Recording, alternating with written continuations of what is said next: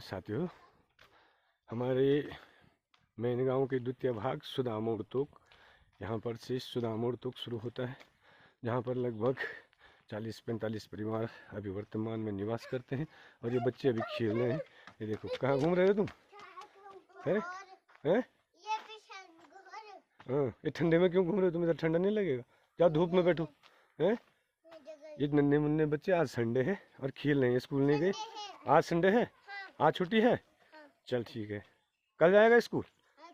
अब मुँह नहीं धोया तुमने? धोया मुँह? धोया? धो दिया?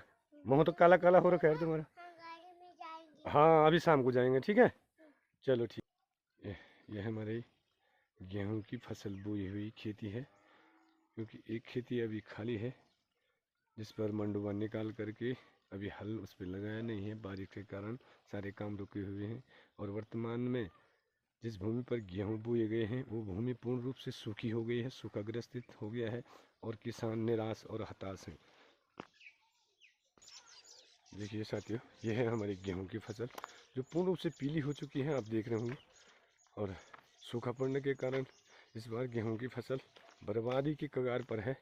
और अभी तक बारिश, अगर एक हफ्ते के अंदर बारिश नहीं होती है तो ये फसल आने वाले समय में कुछ भी ग्रोथ नहीं कर पाएगी और इस बार किसान ठगा सा रह जाएगा। और एक दृश्य और मेरी सोल घाटी, हमारी सोल घाटी, सुंदर सा घाटी की छटा मेरे सुदामोड़ तोक से आप सभी साथियों और मित्रों के नाम, जय पहाड़, जय पहाड़ी, जय उत्तराखंड, जय सूल क्षेत्र। सभी सूल क्षेत्र की जनता से, माता शक्ति से, युवा शक्ति से विशेष निवेदन है कि आप उत्तराखंड के लिए कार्य करें, जल जमीन जंगलों के अधिकार के लिए लड़ें। अपने उत्तराखंड के विकास के लिए आवश्यक है हमें आवाज़ उठानी, क्योंकि जो विकट परिस्थितियाँ देवभूमि उत्तराखंड में पैदा हो रही हैं, उसके लिए कहीं ना कहीं हम अपनी संस्कृति, मर्यादा, परंपराओं से दूर हो रहे हैं।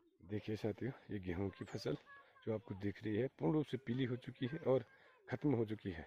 अगर एक हफ्ते के अंदर बारिश नहीं होती है तो समस्त क्षेत्रीय जो अभी जनता और कृषि से जुड़े हुए लोग हैं, जिन लोगों की ज़मीनों में गेहूं बोया हुआ है, तो गेहूं की फसल इस बार जीरो होने वाली है।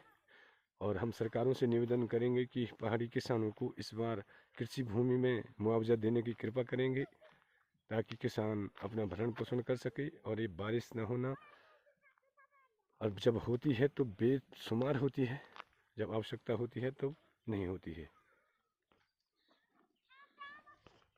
ये देखिए साथियों, ये गेहूं का खेत है और गेहूं पूर्ण रूप से पीले हो चुके हैं, क्योंकि सूखा हो चुका है। तब भी ये खेत थोड़ा नमी वाला है, अन्यथा जिन खेतों में नमी नहीं है वहाँ पूर्ण रूप से पीले हो चुकी है गेहूं की फसल।